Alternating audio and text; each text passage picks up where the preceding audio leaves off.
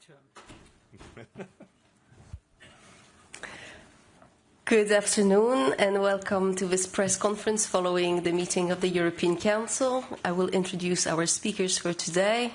Mr. Antonio Costa, President of the European Council, Mrs.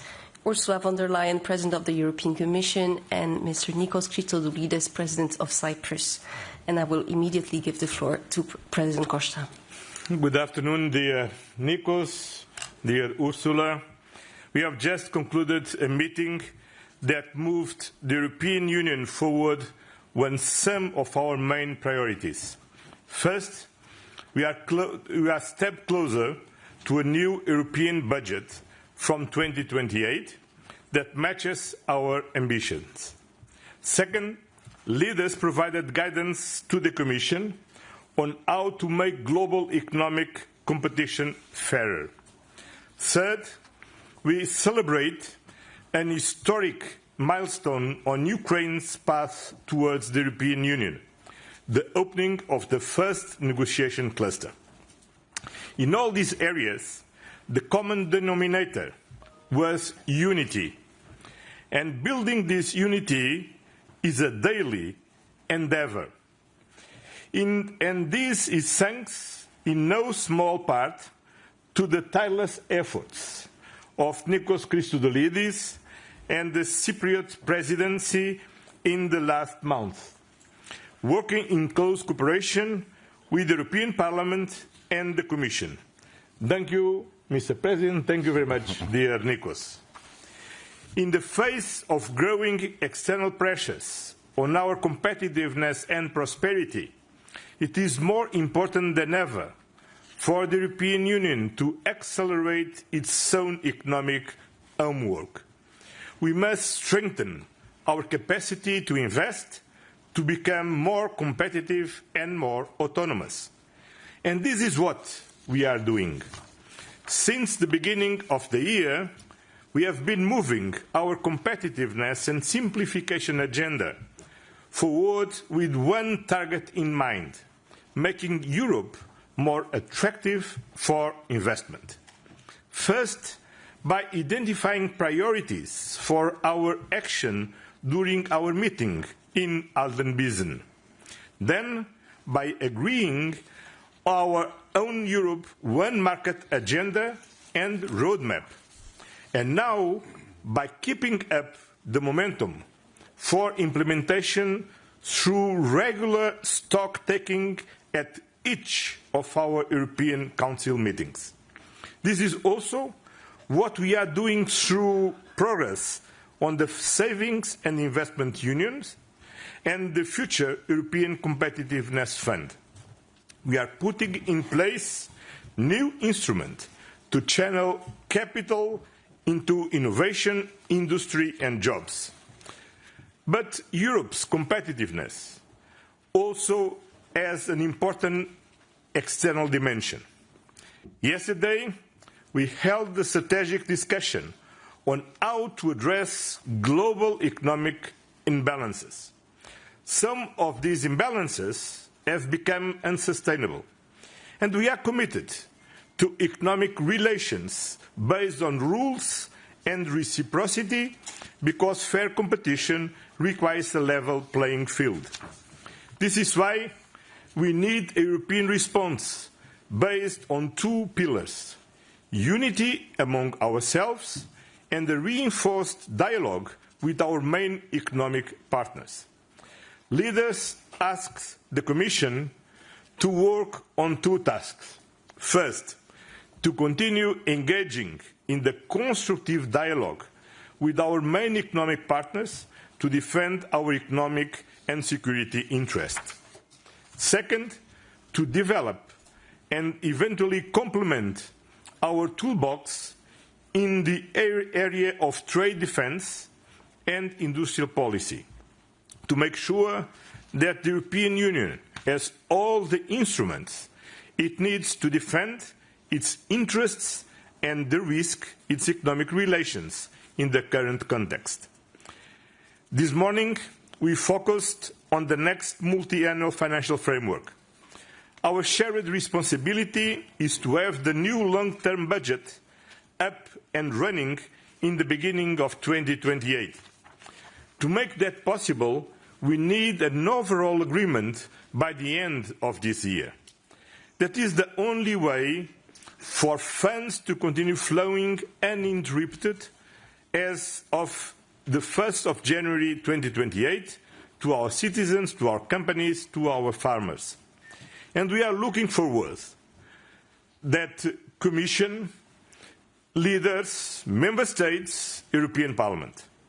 Thanks to the work of the Cypriot presidency, today we move forward on the financial equation.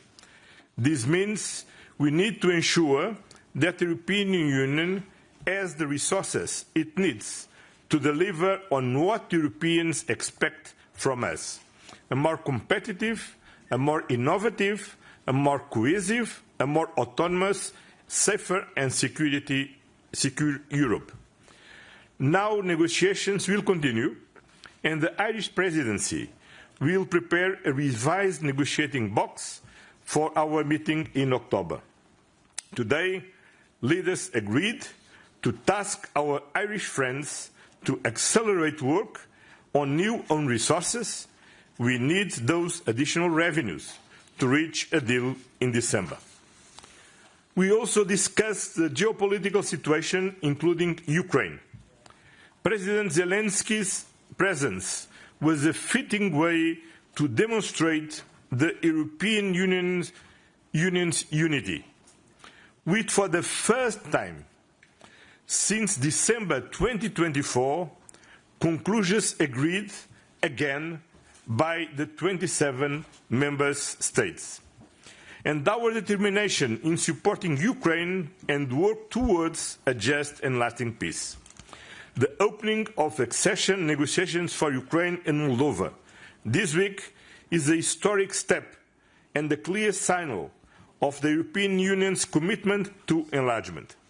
And it builds on the positive momentum created by progress with Montenegro and Albania and by the successful European Union Western Balkans Summit in Tivat. We also review today developments in the Middle East, including Iran and the broader region.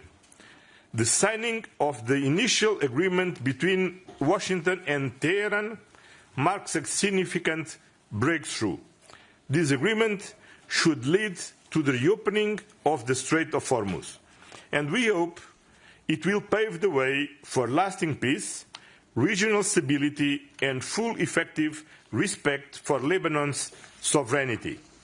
We must not forget the dramatic humanitarian situation in Gaza and the deteriorating conditions in the West Bank. And I welcome the Commission's intention to present options before the next meeting of Foreign Affairs Ministers. Before concluding, we also addressed the fight against illicit drugs. This directly affects the health, safety and security of our citizens. That's why this fight must be pursued at all levels: local, national, European and international. The European Union is stepping up action through stronger cooperation, targeted measures and partnerships with third countries. Thank you very much. Thank you. President von der Leyen, you have the floor. Good afternoon. Thank you very much. We had a very productive UCO, so let me jump right in. First on Ukraine. We start with good news. The tide is turning. Antonio and I congratulated President Zelensky on the opening of the first cluster. This is a major milestone. Now our goal is to open more clusters before the summer. And we also agreed on the rollover of the Russian sanctions, and importantly, this time for 12 months, no more for 6 months. And this too sends a very strong message. And we continue our work to finalize the 21st package of sanctions. These are hard-biting sanctions that will keep the pressure on Russia. And at the same time, we have to prepare when negotiations start. Second, on the Middle East, the interim agreement between the United States and Iran is a breakthrough and an important opportunity to ensure freedom of navigation toll-free in the Strait of Hormuz, to ensure that Iran never has nuclear weapons, to address concerns related to the ballistic programs and regional activities, and ultimately to advance peace and security across the region. This crisis has underscored an important lesson. We must not allow the global economy to be held hostage. We need to develop other routes and corridors, for example, in that region, the IMEC. And for that, we will deepen our engagement with our partners in the Gulf and beyond. And this will be a topic that will be discussed the next time we meet the Gulf countries. Finally, what is happening in Lebanon is deeply concerning. A stable and peaceful Middle East also requires a stable and sovereign Lebanon. We support the Lebanese leadership's effort to achieve the disarmament of Hezbollah. At the same time, it is important that Israel respects both the sovereignty and the territorial integrity of Lebanon. Now to my third point. We had very good discussions at G7 earlier this week, and now also last night we had a very productive discussion on the structural overcapacities and the impact on global imbalances. And let me bring it back to Europe with some figures concerning main economic partners. Over the last 5 years, imports, for example, from China into the European Union have increased by 45%. Last year, the European Union recorded its largest ever trade deficit with China, 360 billion euros. That is a deficit of 1 billion euros per day. And for the first time, all member states had a trade deficit. This is not just about cheap imports. We see overcapacities that erode our own manufacturing base. And this is simply not sustainable. We know very well that we must do our homework first to boost our own competitiveness. But we also have to address the global imbalances. Our discussions showed clear support for continuing the path of diversification and de-risking our relationship. On one hand, we must avoid dependencies that can be weaponized. This means that we are accelerating the de-risking process, de-risking, not decoupling. On the other hand, we will keep protecting our market from unfair practices. Europe has already built an extensive toolbox in the recent years. Now we must use it more proactively and more strategically to defend our European interests. And indeed, as President Costa said, the Commission will work on new tools, such as a diversification instrument. I'm pleased that we saw clear support for a European response based on unity among the member states and dialogue with China, which remains crucial. The Commission will take this forward and the topic will remain high on our common agenda. Now turning to internal matters. Today, of course, we also discussed the next European budget. The Council has now reached an agreement on the new MFF architecture. That is an important step forward. It shows that member states share the Commission's ambition for a simpler and future-proof budget, a budget that equips Europe to compete, strengthens its security and defence, and its capacity to act in a more challenging world. A budget that will support our farmers, our regions and our communities across the Union. And for the first time, we have a negotiating box with figures, thanks to the Cypriot presidency. This is another major step forward. Of course, no one sees the ideal budget immediately in this box, but it is a solid basis for negotiation, just as you said, for the next presidency then to take forward. Now we must maintain the level of ambition, and this must be matched by the means to deliver. This is also why we need a robust and stable system of new own resources, and why by our next meeting we should have a shared understanding of how we want to finance the next MFF. Dear Nikos, last but certainly not least, this agreement in the Council was a real breakthrough, and so I want to thank you and specifically also your whole team over there for the extremely hard work, the skillful steer, the overview, the delivery. This was really fantastic, so many, many thanks for that. With the Irish presidency, with this foundation, the Irish presidency has a very good basis to start and to build on. But this is only one of your achievements. Your presidency came at a very demanding time. Cyprus has been vital as a bridge with the Middle East. It really paid off that since many, many years you have excellent relationship to the region. Friendship, partnership built on trust. This really paid off. And your work has helped keep us closely engaged with the region when the dialogue mattered most. Your presidency also delivered on Europe's most important priorities, from support to Ukraine to progress on enlargement, the likes of which we haven't seen in years, I must say, from competitiveness and simplification with agreements on a number of omnibuses to a common European system of returns, and I could go on and on and on. The list is long. I also want to congratulate you on the agreement reached on the air passenger rights. It was the first major overhaul of these rules in 2 decades, and they matter so much in the daily lives of European citizens. Passengers enjoy clearer compensation rules now, airlines have greater legal certainty, and everyone benefits. So you and your team can be very, very proud of what you have achieved. Thank you very much. Efaristo, my friend. Thanks. President Christodoulides, please.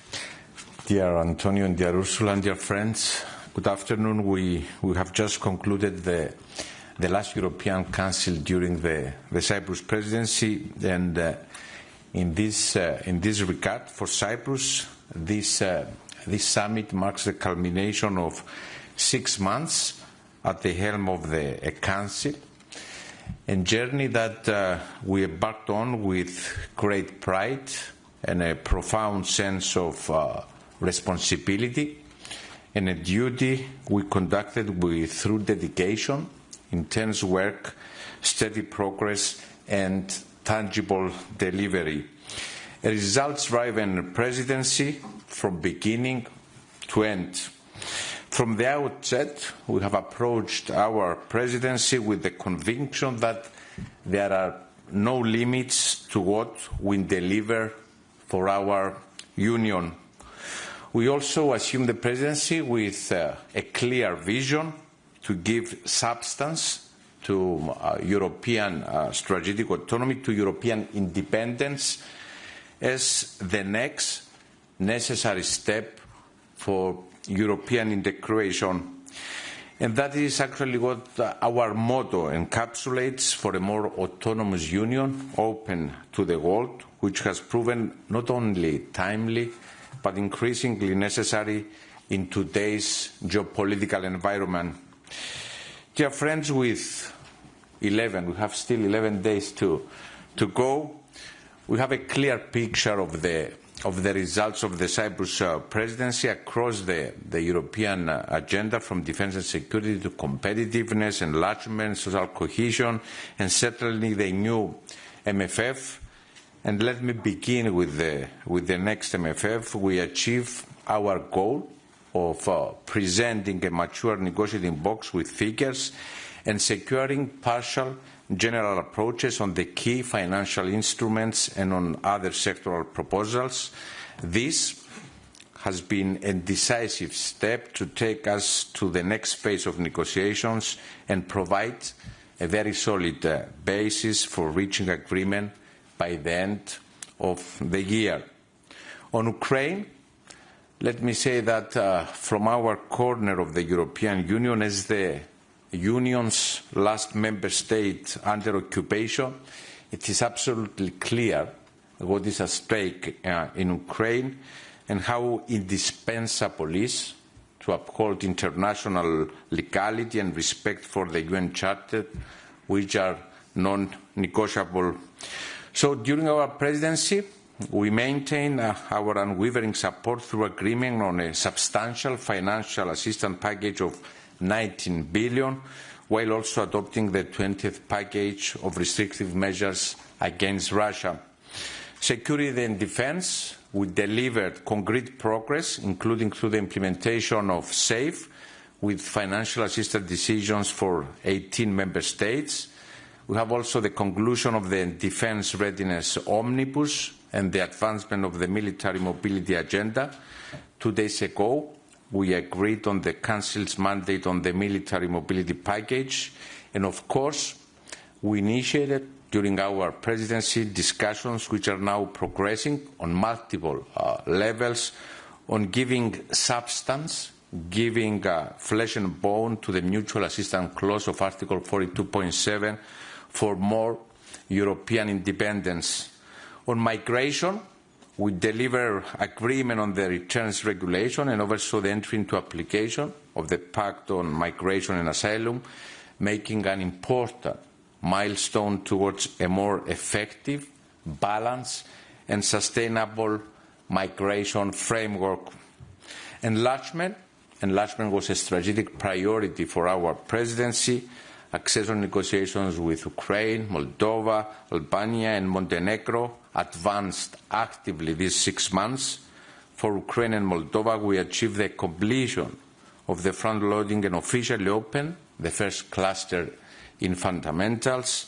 This led us to the historic accession conference with Ukraine and Moldova earlier in the week for Cluster 1. At the same time, we advanced Albania's accession path, having delivered the accession conference on IBAR, and took important steps forward with Montenegro, including through the establishment of the ad hoc working group for the drafting of the accession treaty for Montenegro. On the Middle East, as the President of the Commission very correctly mentioned, a vital region and neighbourhood of the European Union, Cyprus has worked to keep engagement and cooperation with the countries of the region high on the European agenda.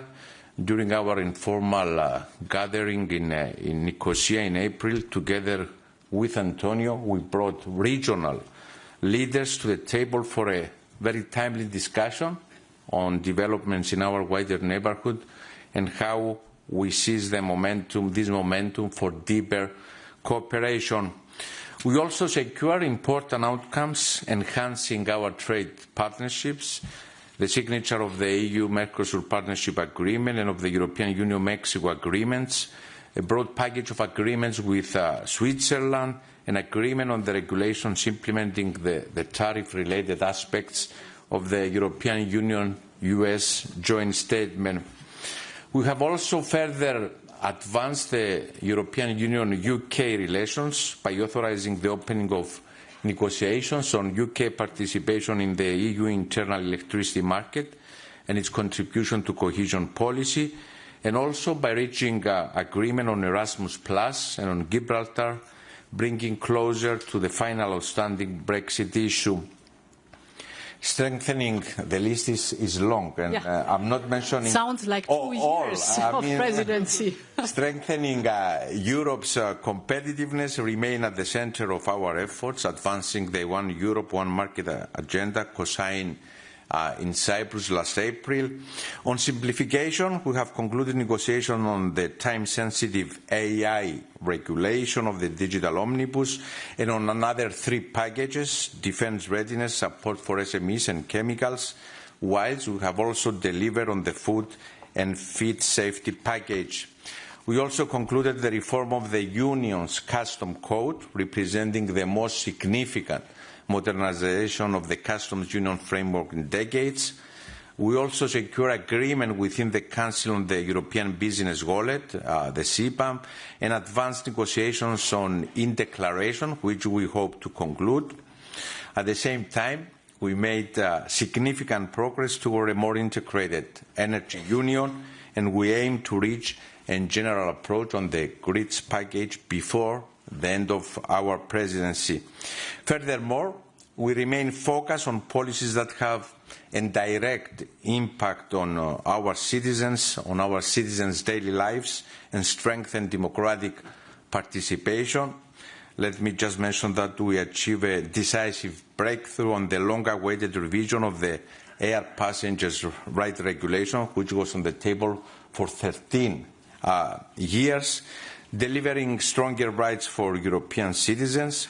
We also concluded negotiations with the European Parliament on the coordination of our social security systems, on critical medicines, the protection of adults, and concluded work on the European Electoral Act. I will stop here. I will not mention more. No, continue. Yeah, we wait for 15 years. Yeah, so 13, 15. No, I will stop here because,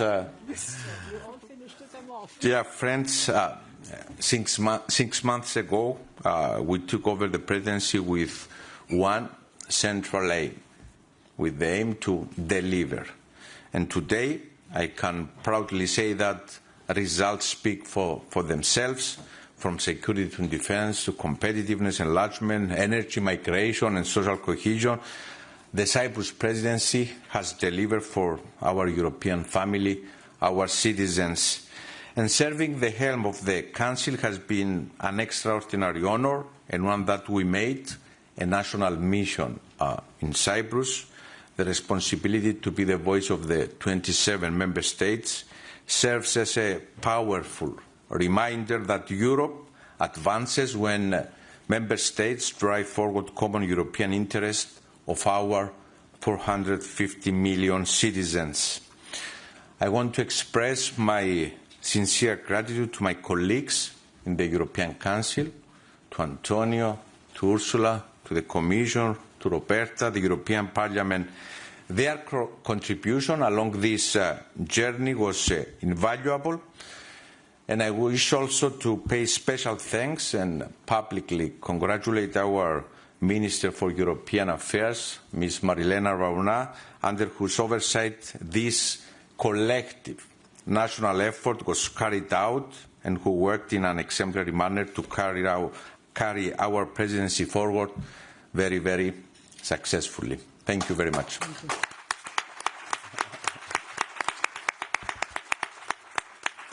Thank you very much. Let me open the floor for questions, and I will start with Maria. Thank you so much, Maria Tereo, for Euronews. A question for President Costa. In your mandate, you have made being unanimous and being together the 27 a central theme, but when you instructed your most senior member of your cabinet to test whether or not there was a channel of communication possible with Russia, not all member states knew it. What was your political instinct? Why did you believe this was the right time? And what signals were you reading to do it now? And for the President of the Commission, as I understand, yesterday you told the leaders that they have to be prepared and consider a mandate. And a mandate may have to be established, provided that Ukraine is okay with it, to talk to Russia. Can you confirm that? And would you say it is the right time and therefore you back the efforts of President Costa? Thank you. Well, thank you very much for your question. We had a very good and discussion, very useful, to clarify misunderstandings. First of all, the European Union is not, and we do not intend to be mediators. The European Union is on Ukraine's side. We have been with Ukraine through the war, and we will be with Ukraine after the war.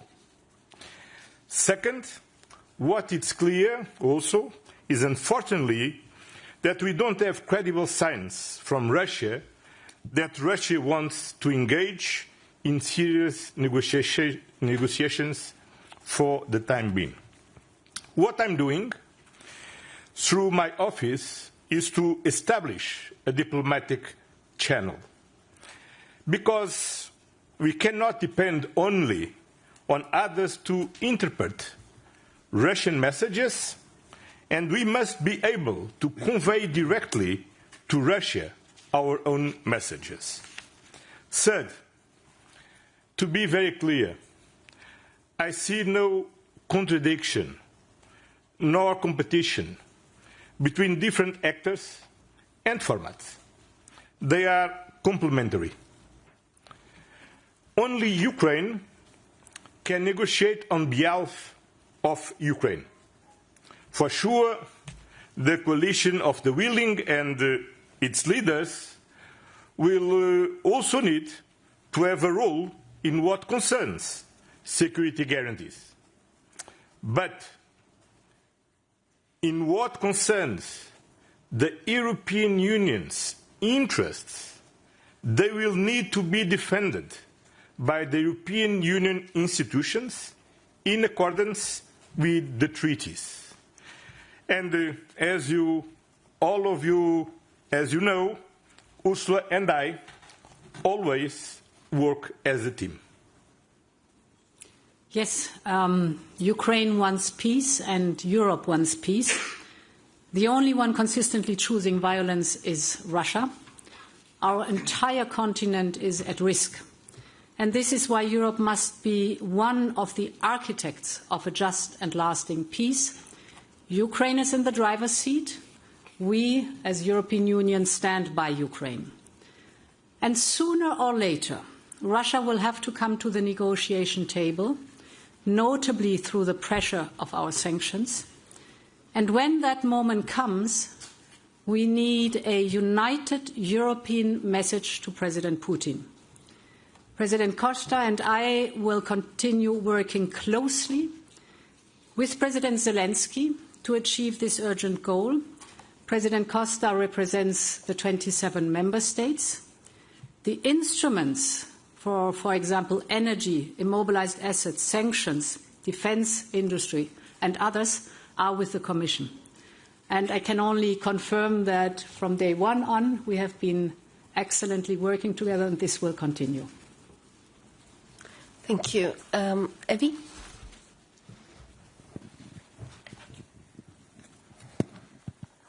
Γεια σας, από το Κυπριακό Πρακτορείο Ειδήσεων.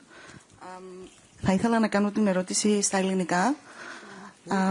Ήθελα να ρωτήσω τον Πρόεδρο Χριστοδουλίδη πώς αποτιμάτε συνολικά τα αποτελέσματα της Κυπριακής Προεδρίας του Συμβουλίου της Ευρωπαϊκής Ένωσης, ιδιαίτερα υπό το φως της προόδου που καταγράφηκε σε σημαντικούς φακέλους όπως η διεύρυνση και το πολυετές δημοσιονομικό πλαίσιο.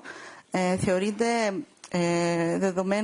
δεδομένης και της προόδου που έχει επιτευχθεί ότι είμαστε πιο κοντά στο στόχο για επίτευξη συμφωνίας πριν από το τέλος του έτους?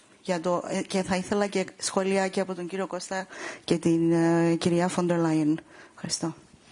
Όπως είπα προηγουμένως, να το επαναλάβω, είμαι πάρα πολύ περήφανος για τη χώρα μας, είμαι πάρα πολύ περήφανος για τα αποτελέσματα της Κυπριακής Προεδρίας σε πολλούς τομείς, αλλά να αναφερθώ ειδικότερα στους τομείς που έχετε αναφέρει, στη διεύρυνση και στο πολυετές δημοσιονομικό πλαίσιο. Να ξεκινήσω από το Μαυροβούνιο. Ήταν η πρώτη χώρα που επισκέφθηκα μέσα στο πλαίσιο της προετοιμασίας ανάληψης της Προεδρίας του Συμβουλίου της Ευρωπαϊκής Ένωσης και πετύχαμε 3 διακυβερνητικές διασκέψεις. Καταρχήν κλείσιμο 4 κεφαλαίων και σύσταση, έχει ιδιαίτερη σημασία αυτό, σύσταση της ad hoc ομάδας εργασίας για τη συνθήκη προσχώρησης, η οποία αυτή η ομάδα ήταν η πρώτη που έγινε στην Ευρωπαϊκή Ένωση μετά από 16 χρόνια. Στην ουσία, μέσα από τη δουλειά μας δώσαμε προοπτική στην ενταξιακή πορεία των Δυτικών Βαλκανίων, στην σημασία που έχει η διεύρυνση ως γεωπολιτικό εργαλείο. Ουκρανία και Μολδαβία, το άνοιγμα του πρώτου συμπλέγματος πριν από λίγες μέρες, μετά από 2 χρόνια διεξόδου, και εμείς ως Προεδρία είμαστε έτοιμοι να προχωρήσουμε αν υπάρχουν τα πολιτικά δεδομένα. Αλβανία, διακυβερνητική διάσκεψη τον Μάιο, επιβεβαιώνοντας την εκπλήρωση των ενδιάμεσων κριτηρίων του πρώτου συμπλέγματος, και είμαι σίγουρος ότι και η νέα Προεδρία πρέπει να χτίσει σε αυτή τη νέα δυναμική που η Κυπριακή Προεδρία, σε συνεργασία πάντα με την Επιτροπή, έδωσε στο θέμα της διεύρυνσης. Έρχομαι στο πολυετές δημοσιονομικό πλαίσιο. Ο προϋπολογισμός της Ευρωπαϊκής Ένωσης είναι ένας προϋπολογισμός που πρέπει να αποτυπώνει τις σημερινές μας προτεραιότητες, λαμβάνοντας τις προκλήσεις που έχουμε να αντιμετωπίσουμε, αλλά και την ίδια στιγμή σημαντικούς φακέλους του πολιετές δημοσιονομικού πλαισίου που έχουν απήχηση στους Ευρωπαίους πολίτες. Αναφέρουμε στο Ταμείο Συνοχής, στην κοινή αγροτική πολιτική, και είμαστε περήφανοι που πετύχαμε δύο βασικούς στόχους. Έχουμε παρουσιάσει ένα αναθεωρημένο διαπραγματευτικό πλαίσιο με αριθμούς, και η συζήτηση σήμερα, οφείλω να πω, στο Ευρωπαϊκό Συμβούλιο ήταν πάρα πολύ επικοδομητική, μαζί με τρεις μερικές γενικές προσεγγίσεις του Συμβουλίου επί των κύριων χρηματοδοτικών εργαλείων, επαναλαμβάνω, παρά τις διαφορετικές προσεγγίσεις των κρατών.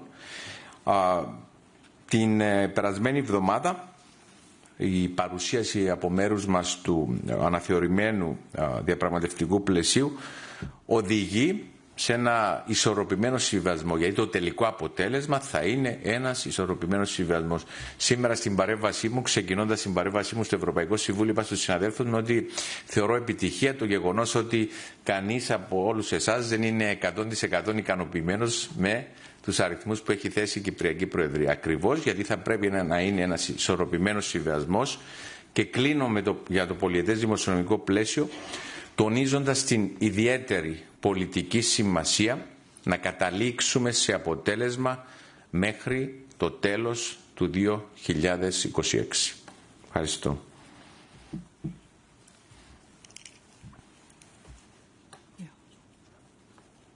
You want to speak first? Yes. Okay. Okay. Did I get it right? You wanted also a comment Your on comment, that? yeah. To enlargement and to the budget. Okay. Yes. This was a very successful presidency. And also in view of enlargement, this was a very successful presidency. You just heard the President describe the progress. I think what made it so successful was the excellent negotiations, the encouragement for the candidate countries to do the necessary reforms, but then the reward also of opening clusters or chapters, or even closing chapters again. So there is a clear message out there.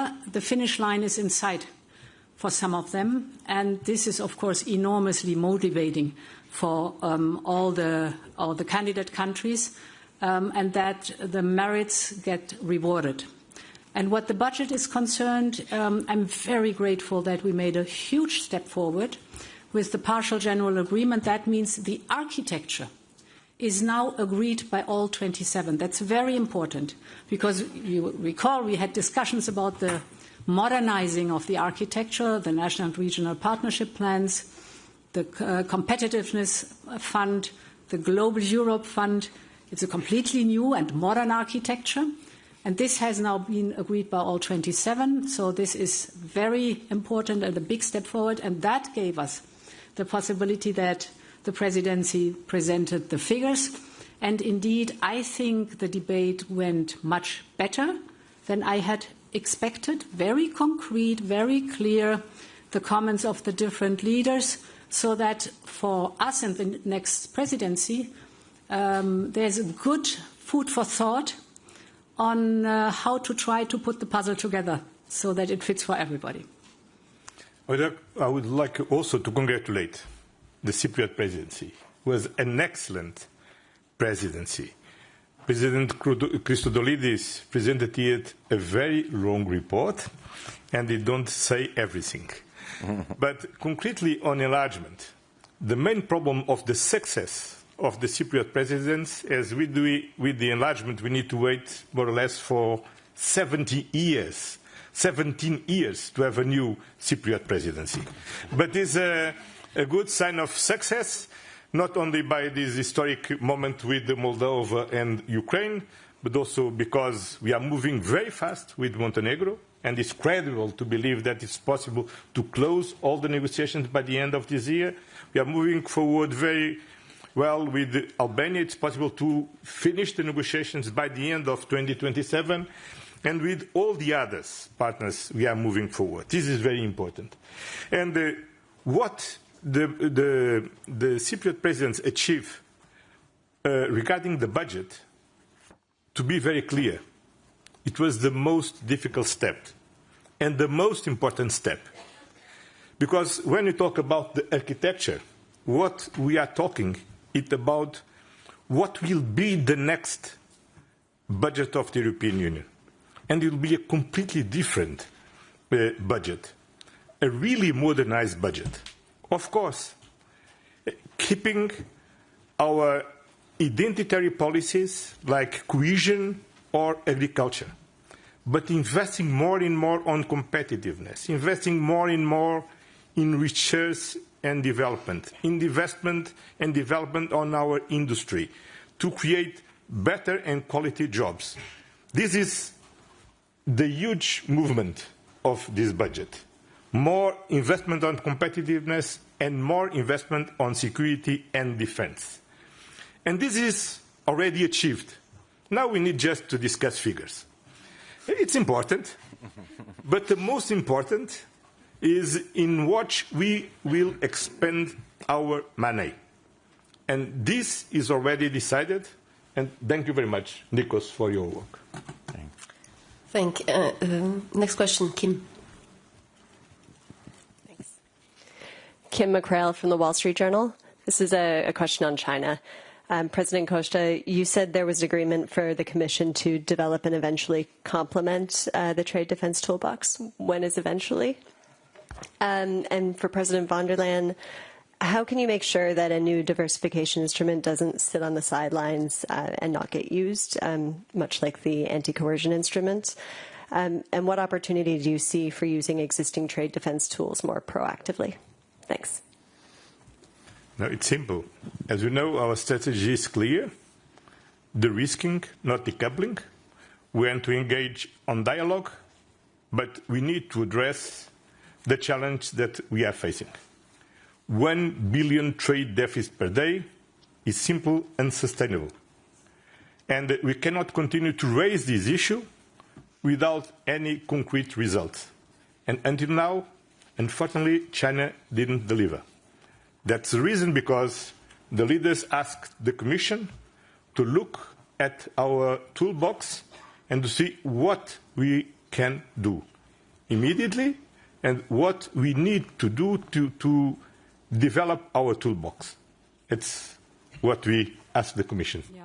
Basically, the new instrument, if I want to give him two features, it's country agnostic, that's very important, but it's in general a instrument that supports companies to de-risk faster. What we see is that the de-risking in the business sector has been far too slow over the years.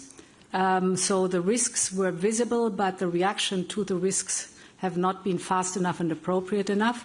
Now, to your question whether this tool will be used, the best would be it will not be used because things change for the better, of course, but because the pressure is high. And if the pressure is high, the instrument, of course, will be used because there's a need for improvement. We've seen the figures. They speak for themselves. And we have to rebalance our relationship. Thank you. I will take one final question. Andrew. Thank you. Andrew Gray from Reuters. President Costa, on your outreach to the Kremlin, why now?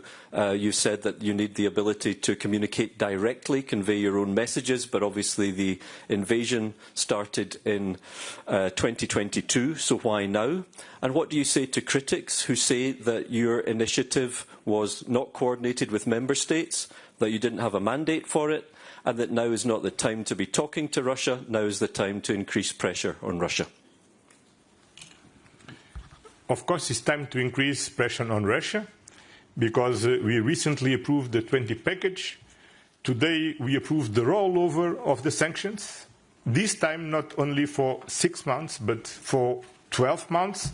And we are preparing the 21st package.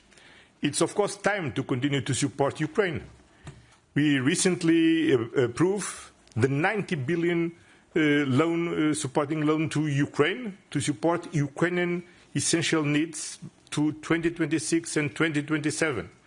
We continue to support Ukraine by military, economic, and also diplomatic efforts. But it's precisely because we need also to support Ukraine through diplomatic means that we need to have a direct channel, diplomatic channel with Russia. Unfortunately, the time to negotiate is not arrived yet. But in any case, we need to establish immediately this direct contact, because we need to listen to them and we need to convey to them. And when all the leaders repeatedly said that the European Union need to be seated at the table of a future in the future negotiation table, of course we need to start talking, to have a direct contact with Russia. And the treaties are very clear. And we don't want to replace Ukraine, because only Ukraine, only President Zelensky has the legitimacy to negotiate on behalf of Ukraine. Of course, we don't compete with the member states, with the coalition of the willing, because when it comes to security guarantees, of course, who have military forces need to intervene in negotiations, for sure. But in any case, the European Union has concrete interest in our own security, in the security of our member states. There are a lot of decisions that we take, and President von der Leyen recalled here, sanctions, frozen assets, different things, and only the EU institutions can talk on behalf of the European Union. And the treaties are very clear. And as the very beginning of my tenure, all the European institutions work together as a team. And especially me and President von der Leyen, we all work always as a team, and we will continue to work as a team. So, my friend, now... Thank you very much. That's it for today. Handshake. Handshake.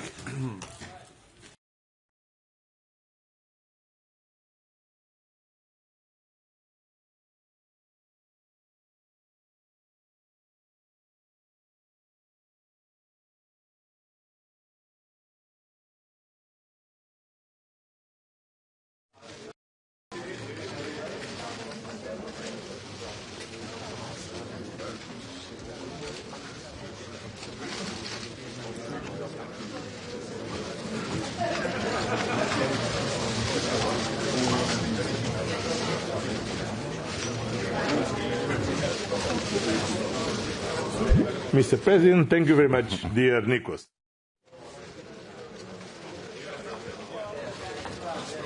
Mr. President, thank you very much, dear Nikos. In the face of growing, putting in place new instruments to channel capital into innovation, industry and jobs. But Europe's competitiveness, and we are committed to economic relations based on rules. Thanks to the work of the Cypriot presidency, today additional revenues to reach a deal in December. We also discussed the geopolitical, regional stability and full effective respect for Lebanon. This agreement should lead to the reopening of the Strait of Hormuz. Actions through stronger cooperation, targeted measures and negotiations start. Second, on the Middle East, the interim agreement between the example from China into the European Union have increased by 45%. Programs and regional activities, and ultimately to advance peace at a very demanding time. Cyprus has been vital as a bridge.